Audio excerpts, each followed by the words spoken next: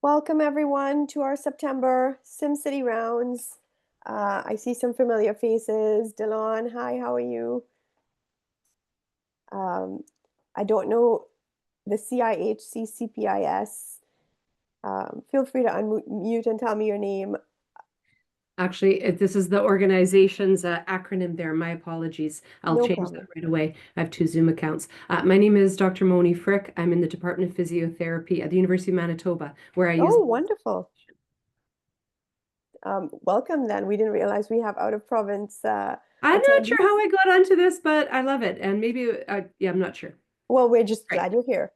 Yes. So we usually start right at 12:05. Um, to give people time to wander in from their meetings and grab their lunch and whatnot. So I will introduce our wonderful speaker today, Dr. Laura Simone, right at in less than a minute, and then we'll hand the floor to her.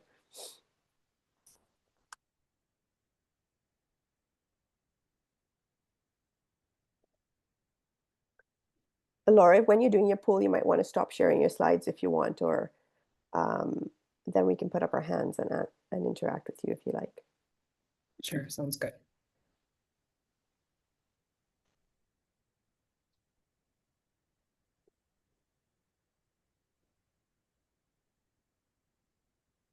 So those of you that are coming in, please mute yourselves and then feel free to unmute when we open up for questions throughout the talk. Just a bit of etiquette. We are recording these rounds and they will be on our YouTube SimCity News channel for those of you who want to share it, or if you know of anyone who might be interested, they can go to our YouTube channel and look at it after. All right, it's 12:05, so here we go. Dr. Laura Simone is a pediatric emergency medicine physician and simulation educator at the Hospital for Sick Children in Toronto. She serves as the program director for the PEM Royal College Subspecialty Residency Program and is the PGME faculty lead for fellowships at the University of Toronto. She leads the PEM postgraduate simulation and competency curriculum and plays a national role in shaping PEM training and assessment standards. With a master's in health sciences education and an advanced training fellowship in simulation, her work focuses on curriculum design, program evaluation, and education scholarship. And she also will be spending time with me in the NEAL program at the Center for Faculty Development next week. So I'm really thrilled that you have the time to be with us today here, Laura, and I'm going to pass it over to you. Take care. Thanks so much, Petal, for that very kind introduction. And yes, I very much look forward to spending more time with you and some faculty development. So good morning, everyone, and welcome. I'm really happy to be here with you today. And thank you so much for having me at SimCity Rounds. As Petal kindly introduced me, my name is Laura. And as you can probably tell from my bio, I have quite a vested interest in postgraduate simulation training and how we can ensure we're providing trainees with the most evidence-based and innovative simulation opportunities for learning and growth. So that's what we're going to talk about today. So I'm going to be discussing the evolution of simulation education and the wave of competency-based medical education, and really how this movement has shifted the way we think about and utilize simulation. And so hopefully we can learn some of the theory behind what we do in sim and medical education, and how this can shape some curricular choices we make and ideas for future directions and innovations that we can apply practically. So firstly, I have no disclosures for this talk. So I do have some poll questions. I think what I'm going to try, Petal, is I'm going to go through the slides of the poll questions, and then we'll launch. We might as well try the Zoom poll, and then everybody can answer them all at the same time. But really, the purpose of these questions are just to get to know you a little bit more as an audience and get a sense of what people's experiences are with using simulation for competency assessment. And so we'll just kind of jump right in. And then at the end, I'm going to, Ricardo will just share a little poll that maybe we can gauge what people's thoughts are on some of these things. So the first question is looking at what reflects your experience with using simulation for assessment evaluation purposes. So A is that it's a standard part of our educational curriculum. B is that you've seldomly used it. And C, you've never used it. The second one is which most accurately describes your thoughts on using simulation as an assessment modality. So A, I think it's a great way to assess participants for competency. B, I don't think simulation should be used for assessment in this way. And C, you're not really sure. And then, do you think using simulation for assessment compromises the principle of maintaining psychological safety? Yes, no, or maybe? And then the last one that I have on the Zoom poll is when you're facilitating simulation, which method best describes your experiencing with debriefing? So the first one being I only use post-event debriefing, B being I use within event debriefing where I stop and pause, or C, I use a combination of the above depending on the cases that I'm doing. So I'll give some people some time to select their answers. And again, just really trying to gauge what people's experience are with this and spark some discussion for later, hopefully. And Ricardo, you can let me know when we get some answers in and then we can kind of show. Sounds good.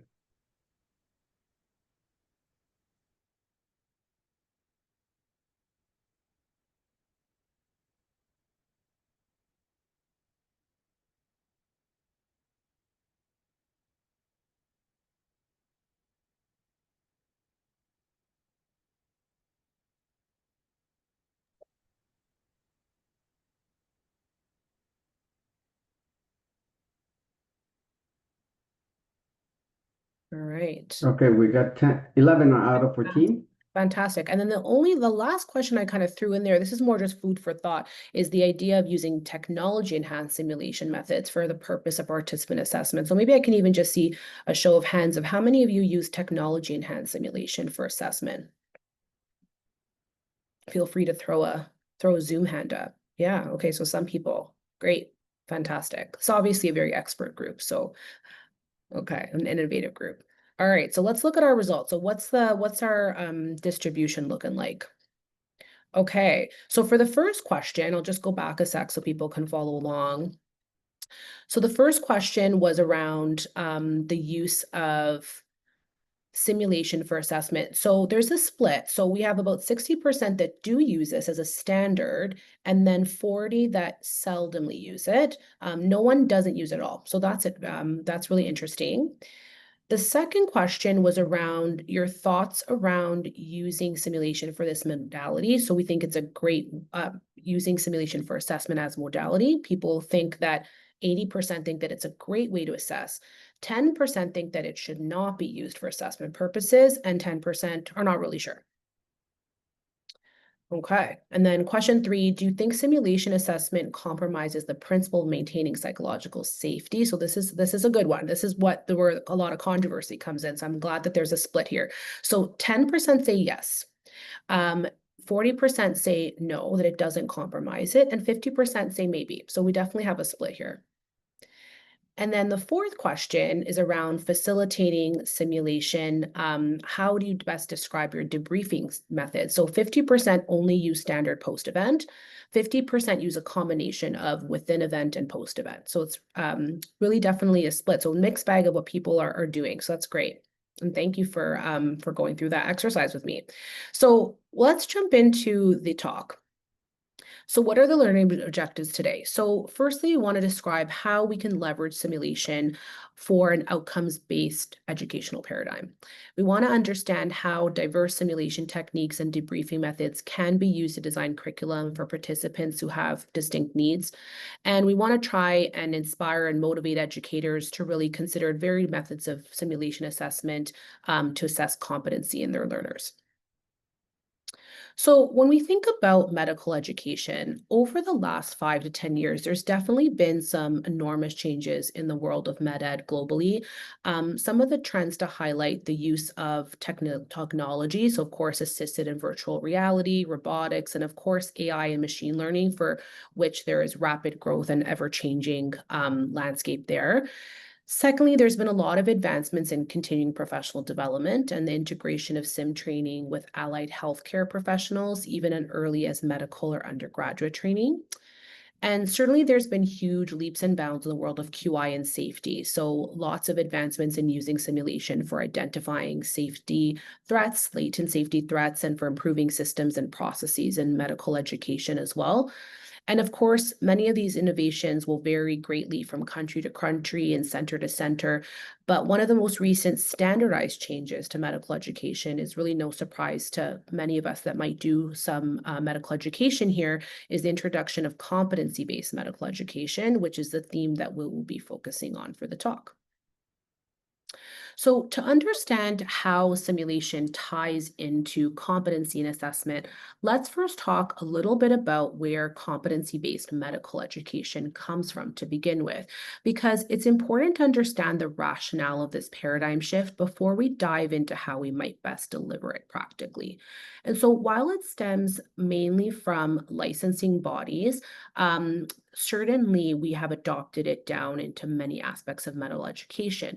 But really where it came from is about concerns around deficiencies in the traditional knowledge-based education and assessment processes, and really the inability to meet not only the needs of our learners, but also for hospitals and patient populations that we serve at large. So the idea was to shift completely away from a primarily knowledge-based model to an outcomes-based, essentially a show-me model of training. And so through this, the emphasis is on the demonstration of a specific skill instead of the attainment of information. And so from that, learners need to be evaluated based on proficiency in critical areas. And it makes learners more accountable, but it also makes us as medical educators more accountable for their training methods, because we have to find ways to provide them with these opportunistic learning experiences to gain these competencies. And so the concept of CBME, or competency-based medical education, was actually first formally adopted here in Canada with the Royal College of Physicians and Surgeons. And so they were developing CBME as early as the early 2000s, and later implementing it into the shift in the residency training that we call Competence by Design, or CBD. And so that is for all postgraduate residency training programs. And that is that schematic you see here. So in this model, residents move through a series of integrated stages, starting in their transition to discipline and moving through all the way up to transition to practice, and then eventually in CPD, or continuing professional development, as a part of their maintenance of certification. In the US, this has also been long adopted, and the Accreditation Council for Graduate Medical Education has implemented widespread adoption of CBME to all residency programs as well. And the Association of American Medical Colleges has also been a leader in CBME and continues to support ever-evolving competencies as they develop. So given all of this background, the landscape of medical training has really changed, and we'll have to continue to change and evolve to meet the needs of the training in this outcomes-based lens. So we as educators really have to evolve ourselves. So as a pediatric emergency medicine doctor and a simulation educator, I really set out to think about what this means for how I create programming and train learners within this outcomes-based shift, because it was so very different from how I myself trained and how we may have been taught to teach and implement simulation. So from the outset, it was also important for me to consider what makes my specialty in PEM different, and why is it crucial to think about its uniqueness when developing educational programming. And what I mean by this is that compared to other, maybe more focused areas of subspecialties where the scope is more narrow, there might be a finite number of clinical presentations and issues that people get exposed to and get really expert on, even just in vivo. But PEM is not only broad and undifferentiated, but clinical experiences in emergency medicine and in acute care are totally not predictable.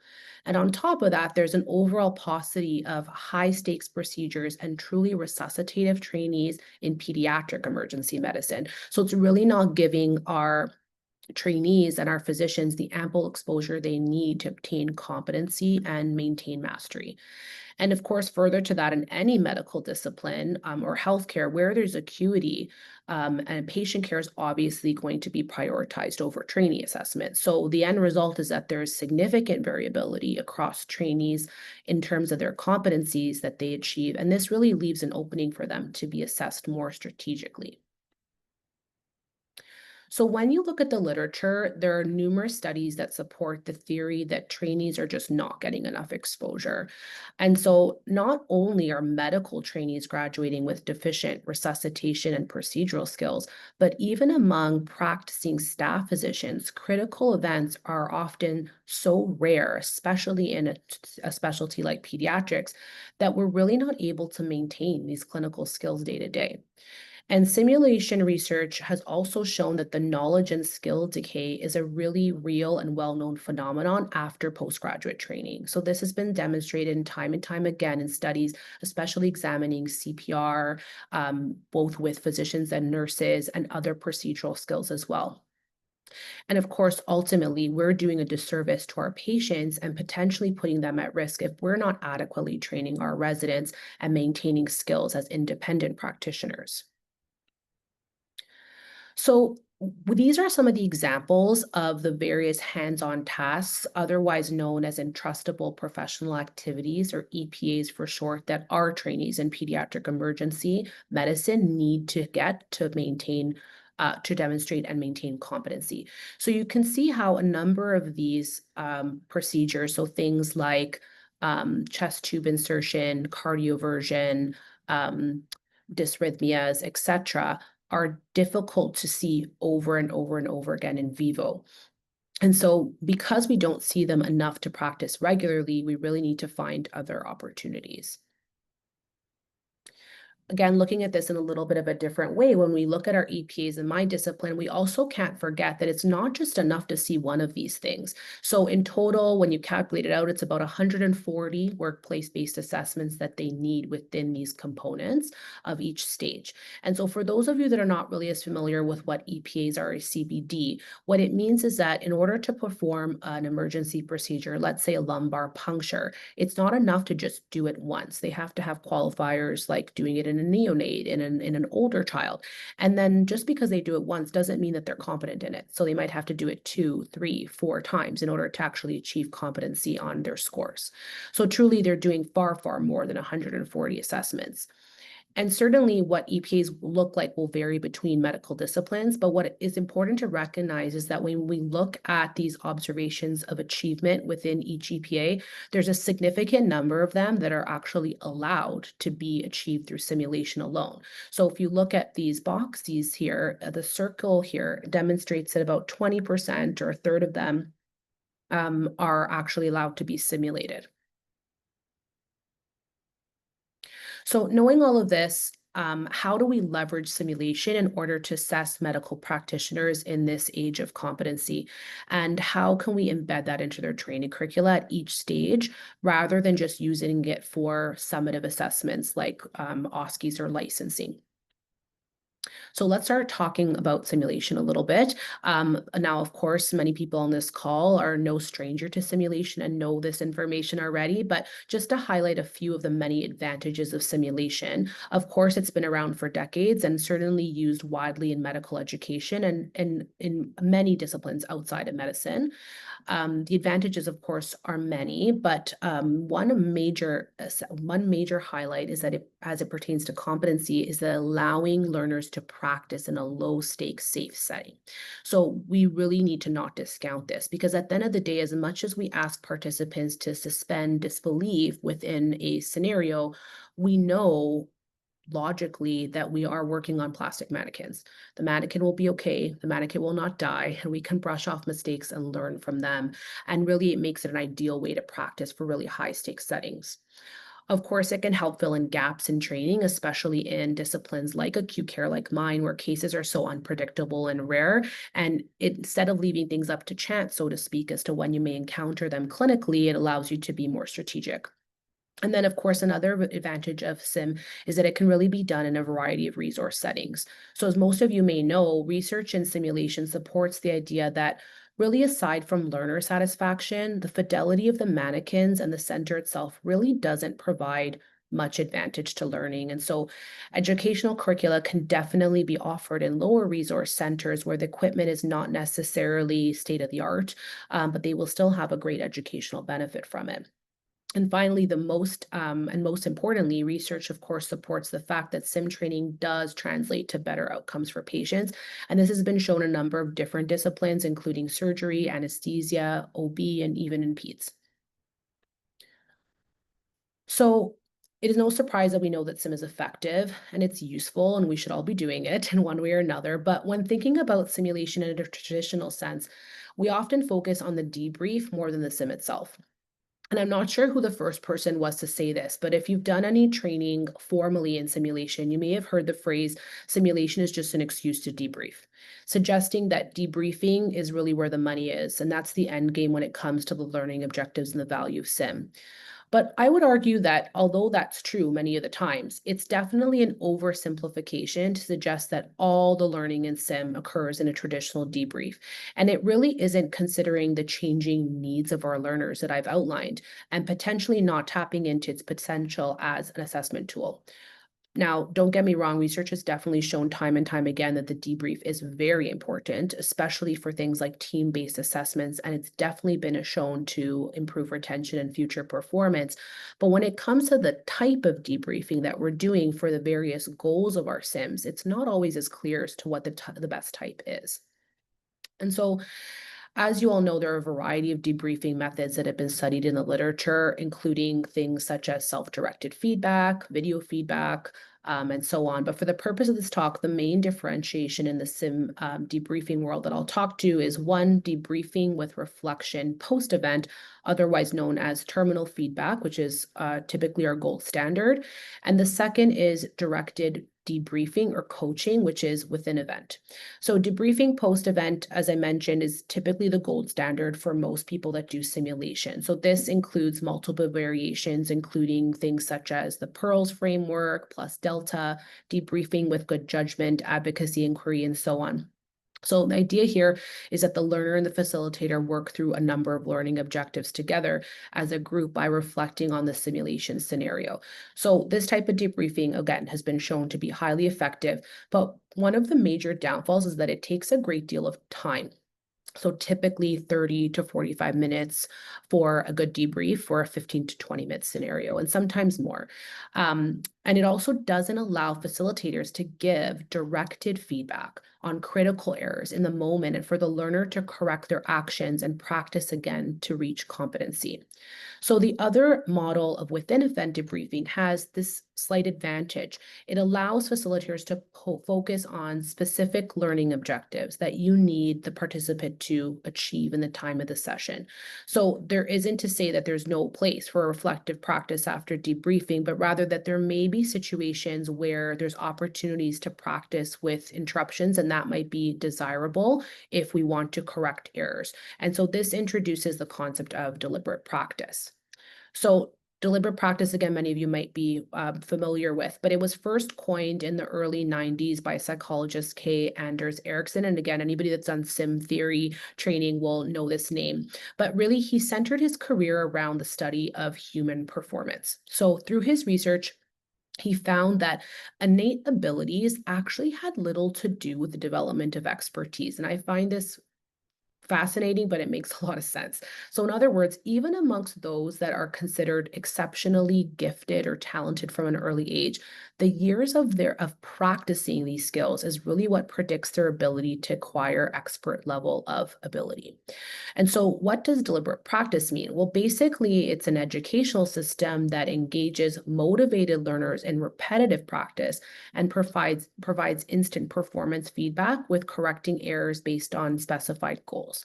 And it's been used successful in a number of different fields, so things like sports, chess, aviation, music, and so on.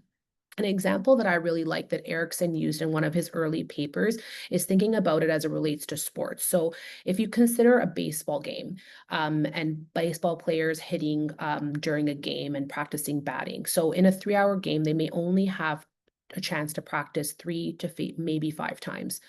But in a deliberate practice setting with the same length of time as a game, let's say, they can work with a dedicated pitcher to explore whatever weaknesses they have and hit hundreds of times over to correct deficiencies in real time.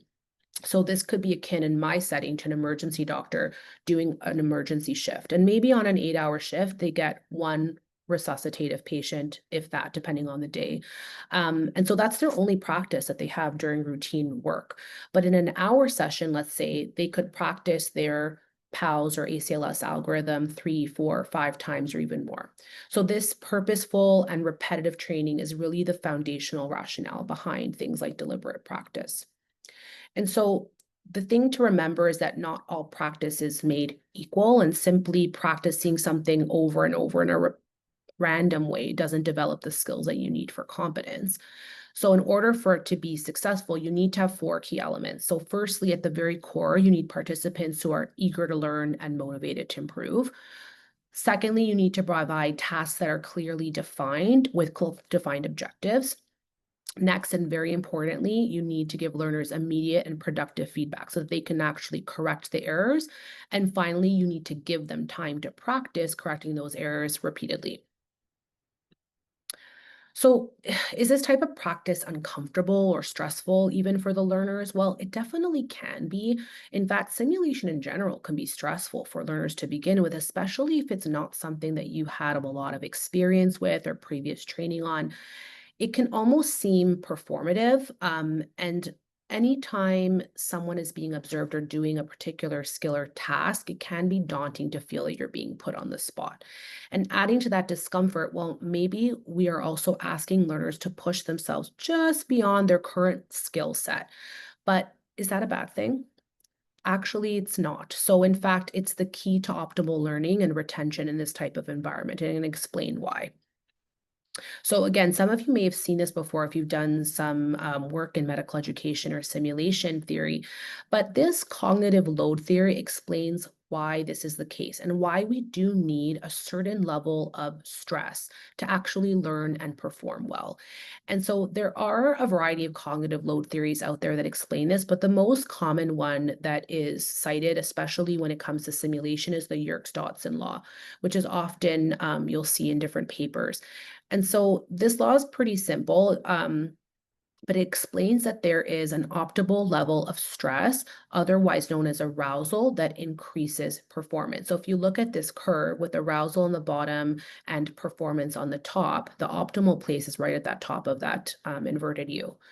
So on the far left, where there's very little arousal or stress on the part of the learner, there's actually really little attention and disinterest. So there's really little learning to be had there. So an example of this might be if we chose a very simple task or scenario for very expert learners in a simulation, they're certainly going to be disengaged and disinterested in that because it's their skill set is well beyond what we're challenging them on.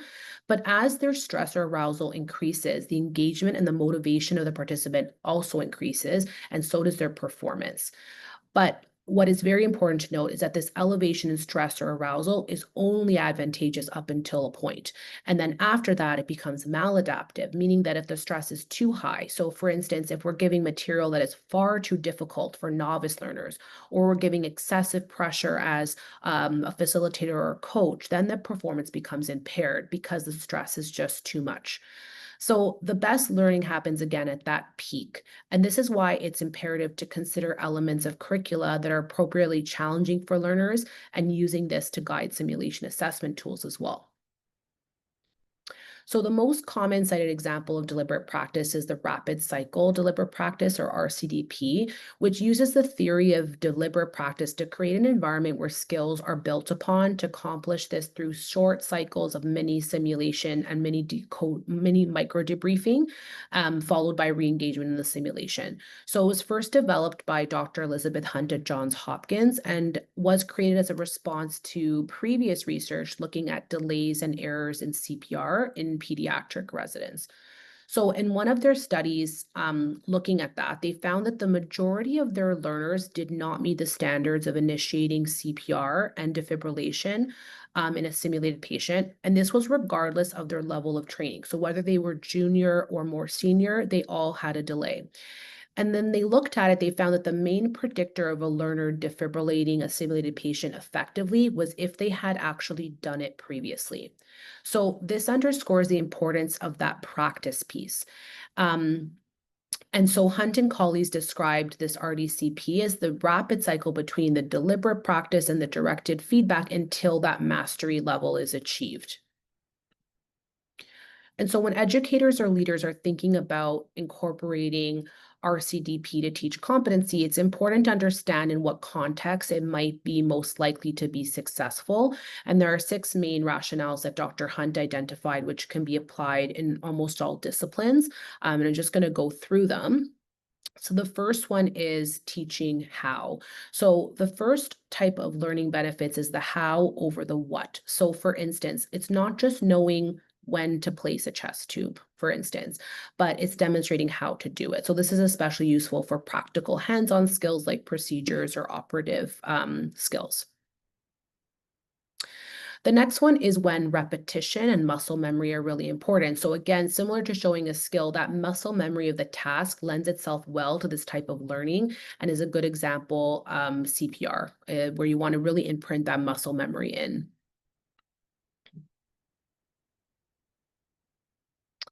The third one is when pattern recognition is important. So considering the if this, then that protocol. So for example, when you see an arrhythmia, something like ventricular defibrillation as an example, you know that when you see that, you must shock. So if this, then that. Fourthly, when communication scripts are important. So an example could be ordering and delivering a medication and practicing that closed loop of communication in a scripted manner so that it really becomes second nature when you're in vivo. The fifth is when choreography is important. So consider a dance team here practicing their set steps synchronously. So an example could be an emergency physician practicing organizing team for a trauma or going through their trauma survey. There is a stepwise approach to the repetition and feedback that we can do to achieve that choreography of competency. And then finally, considering using something like this when you're practicing with cognitive aids. So an example might be an order set or a protocol, and knowing where the necessary information is located. So you might be thinking, that isn't repetition boring? So it can be. It certainly can be. But the truth is the repetition itself is exceptionally important. So when you go back to the principles of cognitive learning theories and not only learning new concepts, but retaining them over time, there's a really strong argument for overlearning. So let me explain that a little bit more. So if you see it, here's another chart, another med-ed chart, but the idea of overlearning is really important when it comes to things like simulation and competency assessment. So for the idea of overlearning is essentially continued training after skill or performance has the performance has improved, and you want to continue overlearning above that plateau. So you bring yourself above the line of competence. So if we look at what overlearning does to a learner's competence, it greatly extends the time that they are competent for, and therefore shows a level slows the level of skill decay. So again, in this chart, if you see the dark blue line, it's extending the time because they're over the level of competence. So it's going to take them longer for their skill to decay if we sort of overshoot that competence by practice. So in other words, how we can practically look at, so again, using the example of a chest tube in emergency medicine. So the mindset should really be not just I want to learn how to practice to put a chest tube, but I want to be the Tom Brady of chest tube placement or whoever your favorite greatest of all time is. But again, aiming for greatness, so to speak, is actually preserving their competence. So it's not just performing okay or baseline, but it's trying to achieve for that greatness that we really want. So some of you may be thinking, well, that's all well and good, but isn't the whole point of simulation not to be judged? And if you're thinking that, you would not be alone, as this is certainly the #1 criticism from simulation purists when it comes to the idea of using simulation as an assessment tool at all. So how do we reconcile using simulation for evaluative purposes in competency-based med-ed when it has always been treated as a safe space to learn and not to receive an evaluation of your performance? Doesn't this sort of go against the dogma of simulation? Well, I don't think so. Not really. That is. So there is a world I believe where both can and should exist. So we know that even in the most traditional forms of simulation and debriefing, there's really no such thing as non-judgmental debriefing. There's always learning and objectives that need to be met. And the facilitator must tease out certain actions and lead a level of inquiry to get the participants to reflect on the problem during the simulation or what could have been done better. So the combination of feedback and genuine inquiry is what we call debriefing with good judgment. Again, many of you may have heard of this term. It was coined by Jenny Rudolph at Harvard Medical School. And this stems from the core principle of not only holding our trainees to really high standards, but also holding them in high regard. So really it boils down to, yes, there is always an element of quote unquote judgment in simulation, but we do that in a respectful and logical way. And in fact, this principle of maintaining good judgment is something that we can use to help mitigate the concerns when using simulation for evaluation and competency. And from Rudolph's idea of debriefing with good judgment comes this very famous quote that hangs in the Center of Medical Simulation in Harvard. And some of you may have seen or heard of if you've done training there, or it's been adopted by other centers, but it's called the basic assumption. And so the basic assumption is that we believe that everyone participating in a simulation is intelligent, capable, cares about doing their best, and wants to improve. And by keeping this assumption at the core of our teaching and assessment, both in the frame of the learner and the facilitator, it really helps us remember the goals of the simulation and why it's such a powerful educational tool, even when it may feel uncomfortable. And so the next key element of success when using simulation for any form of competency assessment is really ensuring that we are providing that psychological safety at the root of everything we do. So we absolutely need to be upholding the golden rule of simulation, which is, again, many of you may have heard of this or cited it at one point or another. It's that Vegas mentality. So just as in Vegas, what happens in the simulation room stays in the simulation room. So in other words, we don't discuss the performance of other participants outside of the sim experience or outside of the circle of trust or circle of simulation, so to speak. Mistakes made are between the facilitators and the participants, and that's their time to practice and make errors. And this is part of the road to competency embedded into assessment. And then finally, a crucial element to ensure that simulation really can be safely used as an evaluation tool comes down to the facilitator themselves and their coaching style.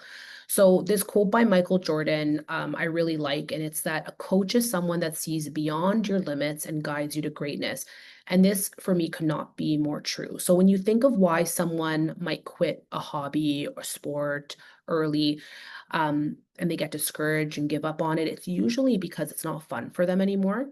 And so they just don't want to do it anymore. So in order to make it fun and enjoyable and be fully engaged, they have to feel supported by their coach and by those that are leading them.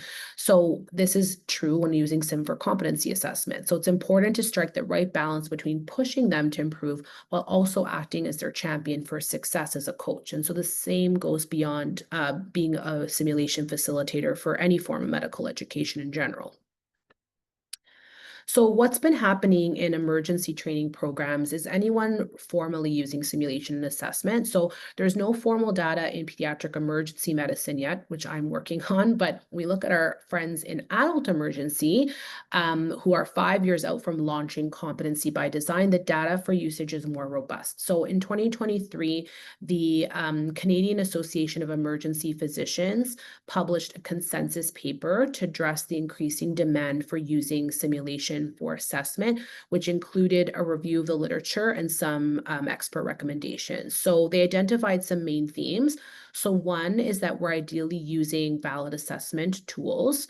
Two is that the simulation should be reproducible and equitable. Three, the program should be feasible to do. 4, it should be accepted and maintained as a safe space, as we talked about. And 5, it should be part of program assessment and accreditation.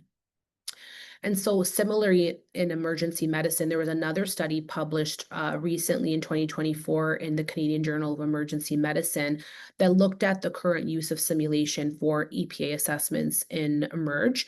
And it was essentially a survey of all the Canadian EM training programs, and they had a decent response rate of about 70%. And of those, 100% of them are using simulation for EPA assessments in one form or another.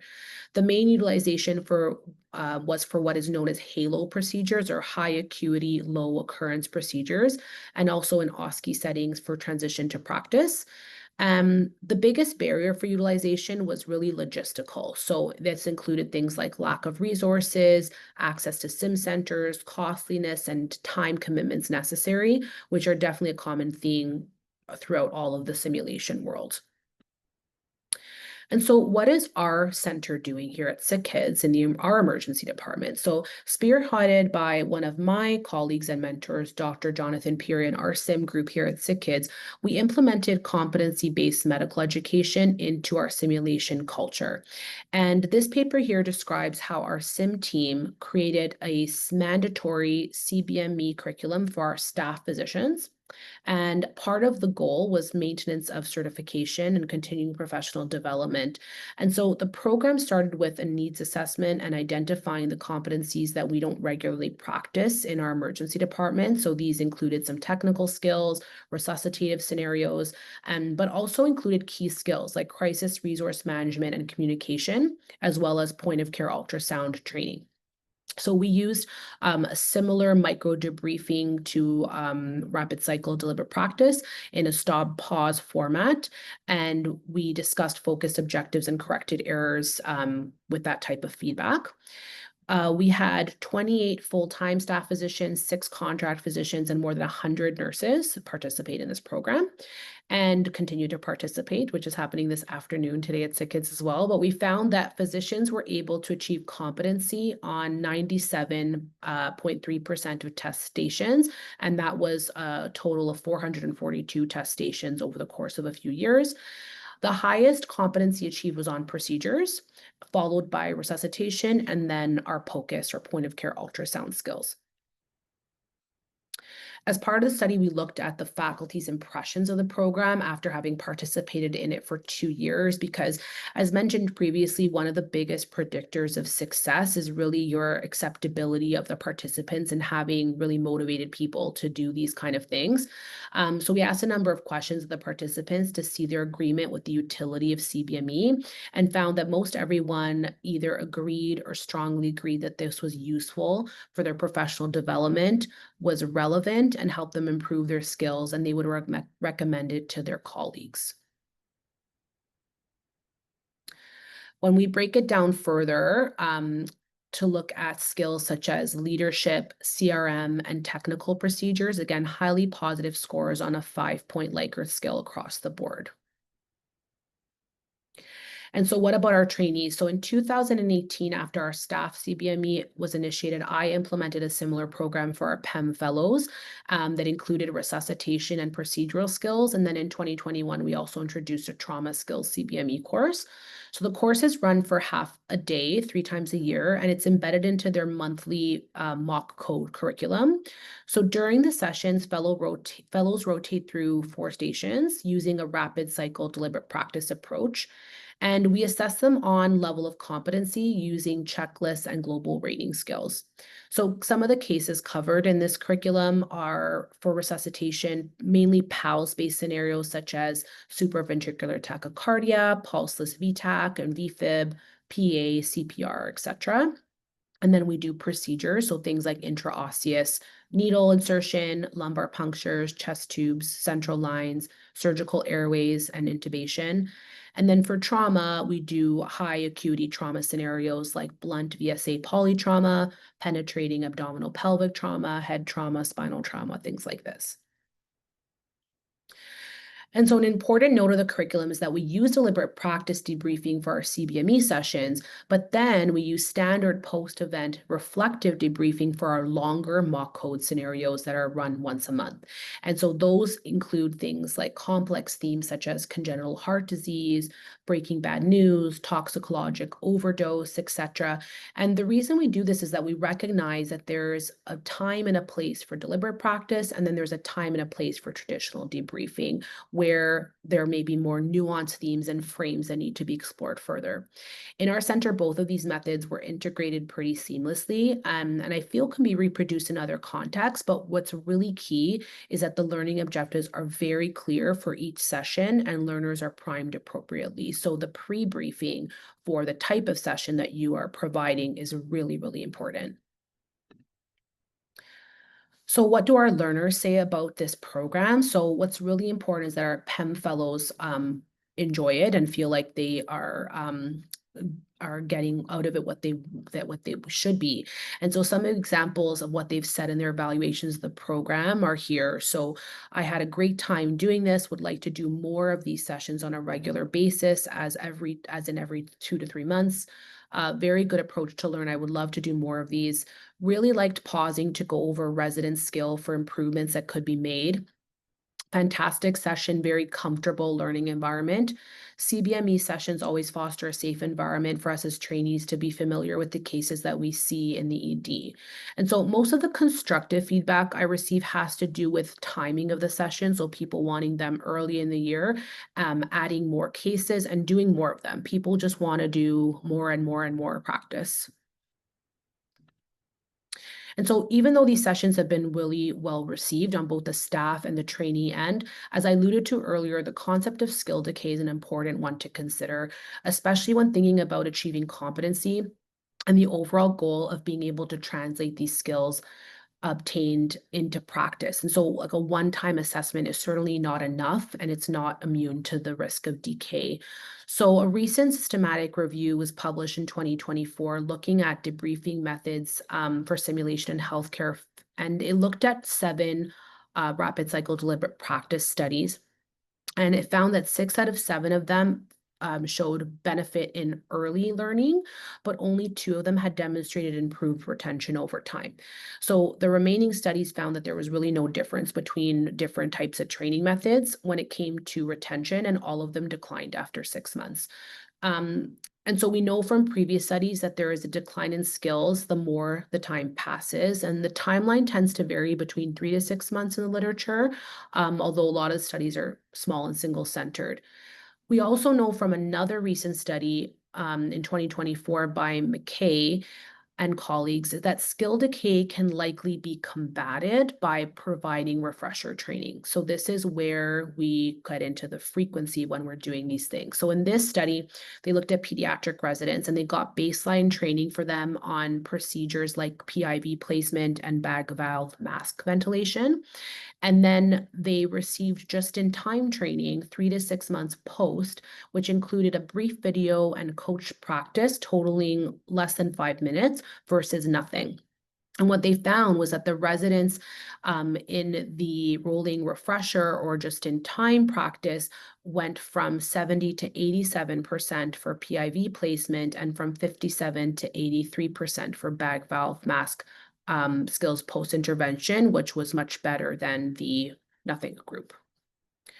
So this leads me to underscore the importance of that spacing of training and something called distributed practice. So this means spreading learning over periods of time rather than single mass delivery. So again, thinking how this concept is already embedded in non-medical disciplines like music or sports or dance, athletes and musicians don't just practice deliberately, but they practice in sessions spread out over time to maintain and build upon their skills. And so this is definitely supported in the literature showing distributed practice in the form of rolling refreshers, specifically for technical skills like CPR as an example that leads to improved efficacy for all groups.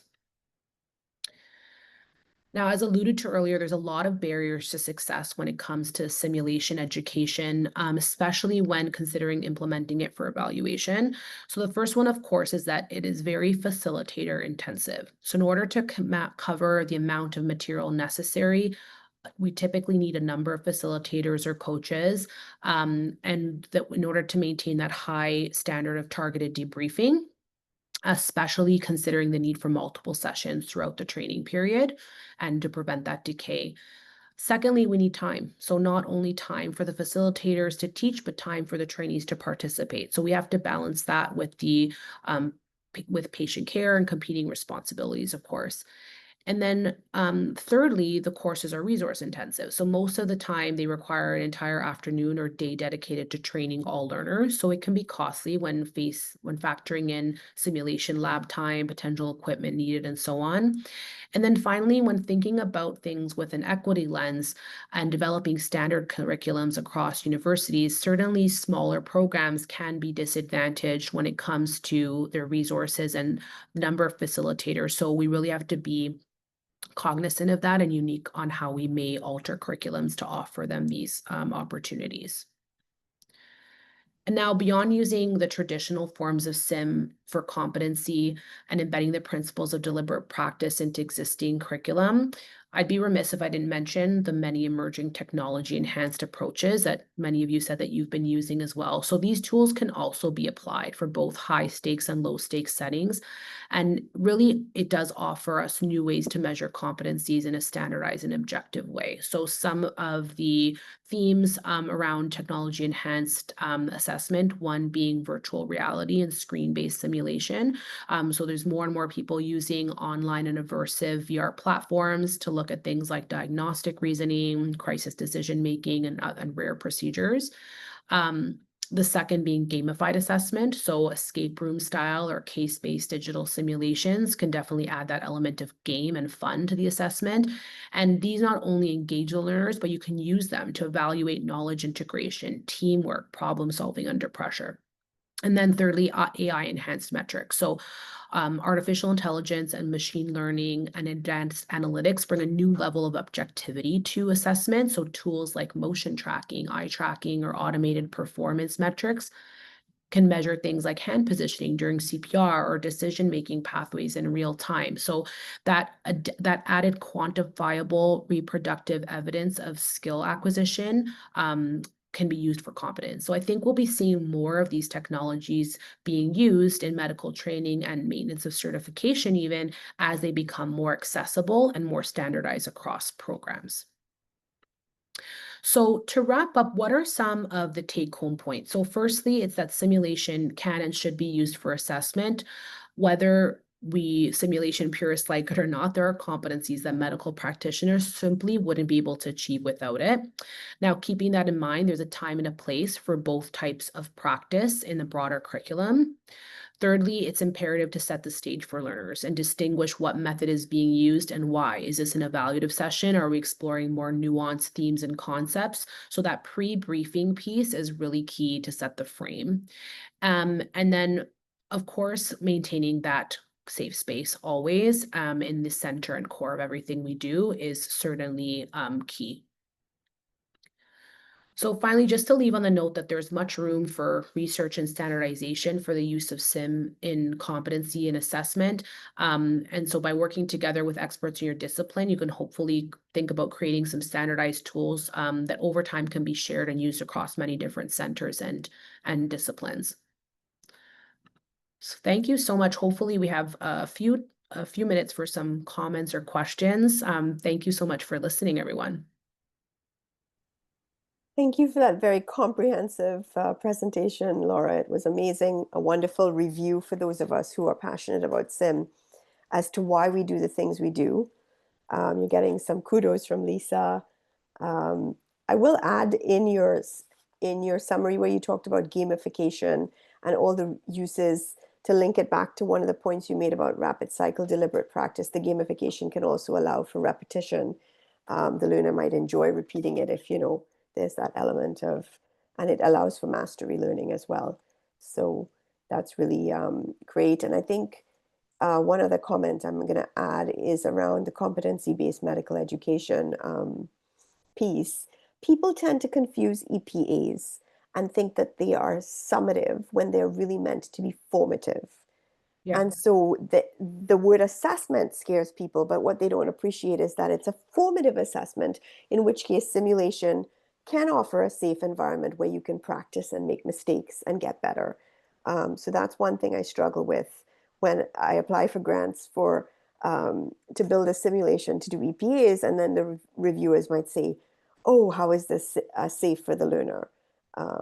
Yeah. And because it's entrustable professional activities, probably would be better than the word assessment, because it makes people uncomfortable, I think. Totally agree. It's funny. I actually had a slide exactly on this, and I thought I was getting too med ed heavy there with the theory, but you're absolutely right. And I think traditionally when people hear assessment, they think of things like OSCE, licensing, like I need to perform, I need to get a grade and move forward. But really what we're shifting away from is exactly that. It doesn't need to be the only way we use assessment and competency, and we can embed that within our practice sessions and still be able to ensure that our trainees are getting the competency that they need and obtaining EPAs. So it's interesting. I had a conversation with some of the program directors across Canada, and some are really vehemently against using simulation for EPAs, but it's just unrealistic. One of our EPAs in emergency medicine is a surgical airway. I have been practicing for almost 10 years. I have never done a surgical airway in vivo. If I don't have simulation to test me on that, the one time it comes in, I would not be able to do that. But now I can confidently say, even myself as a staff, we use this for one of the staff CBME days, that's the practice that we get, right? So it's so high stakes, but it's such a great way to practice that and still be able to show that I'm competent in it. So that's a really great point, Petal. Totally agree. And we didn't decide to use EPAs for simulation. The Royal College has approved certain Exactly. EPAs for sim, and it Exactly. clearly says can be done as a simulation. So I think, Correct. Yeah. yeah, Yeah. So we there's need to be definitely creative that about how we do support, it. yeah, Totally. from the Royal Yeah. College level. Any questions for Laura around her wonderful presentation? I think I'd love to share your talk with learners that and people that join our Sim Center, just because I think it's such a wonderful, comprehensive overview of Absolutely. Feel simulation. free. Yeah, feel free to, definitely. We always use that Jenny Rudolph, The basic assumption is yeah, great. the basic assumption in all our pre-briefs. Wonderful. Yeah, Yeah. to set that tone, for It does really set a nice tone. It really puts people in the right space to say, okay, I'm here to just, I know, you're giving people the insight, like we know you're here to do your best. And this is just a safe place to learn. I really like the wording of it as well. I'm curious, like if I to open up to the group, if other people are using CBME in different ways. I'd love to hear people's experience, what people around the call, if anyone has even just any comments about what they're doing in their center. I'm just so interested to hear. I think Lisa unmuted, so she's. I'm back on. Hi, my name is Lisa from the Surgical Skills Center. Yeah, we've been part of CBME for Department of Surgery for some time, and for our center, we put together what's called Prep Camp in July, the first 2 weeks of July, for all postgraduate year one surgery residents. There's usually about 73, and what we do is we try to employ all of the items required for the foundations component of CBME right into the prep camp, so that all residents then after prep camp are completely signed off on their foundations component. So the prep camp is both hands-on technical skills for within a 2-week period. Plus we do have a lecture series that does include an MCQ test on it. And we do take attendance and mark that. And we also mark for evaluations completed. And they also have access to the Quarkus website at U of T, and there they have to complete a PPE attestation and quiz as well. So there's some components to it, but it's all based on the competence by design from CBME for Department of Surgery. Fantastic. That's great. That's Thanks, Lisa. fantastic. And I think one of the other things that we didn't, again, just with the limits of time, get into the talk, as part of our CBME, we're also building up on our online immersive modules pre these sessions. So I think also the goal is it's not the time to surprise learners. So our learners come in with the knowledge of what they're going to be tested on, so that that's the time to practice and show you can do it, which is very different. There are other sessions where it's like that element of, interest and surprise when you have, a toxicologic overdose and you kind of got to do a little bit more of that problem solving. That's not really the purpose here for assessment. So it's not really meant to be a surprise. It's that time to give them those foundational skills, those critical skills that they need. So yeah. So we're at time. So thank you again, Laura. You've got a lovely comments in the chat from Elizabeth saying outstanding presentation, great presentation from Owen. So we really are grateful for your time, and we'll send you the link to share with your networks of the Fantastic. recording. Thank you so much. So great to be here today and see everyone. Bye. Thanks Bye, everyone for everyone. coming. Bye-bye. Bye.